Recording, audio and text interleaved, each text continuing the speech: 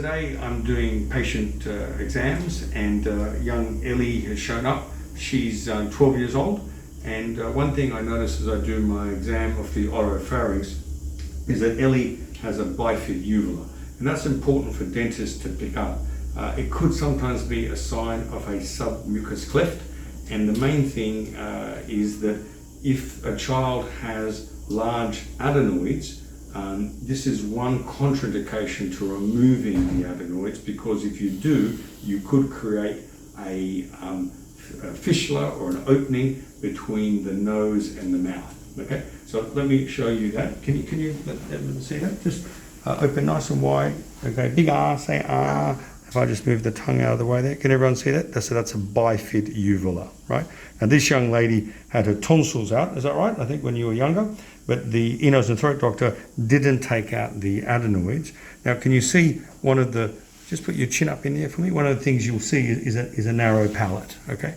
So my job as the orthodontist then is to widen the palate, and that will help the nasal airflow. Obviously here we're doing it to make room for the canines as well. Just give me a big smile, okay? So other things you see in these sort of situations, and there's a syndrome which I'll discuss the signs and symptoms. But remember, for a syndrome to occur, there need to be a number of factors. So this could be just a variation of that, right?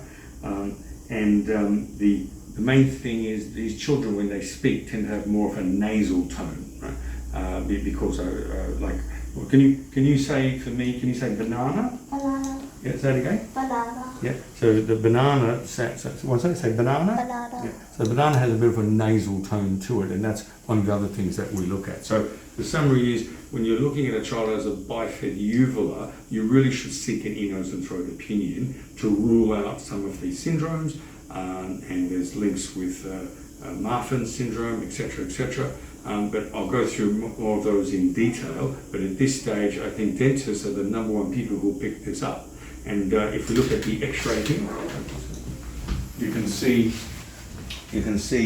the class 3 jaw tendency, not because the mandible's too big, but the maxilla's not big enough, and that's related again to these factors.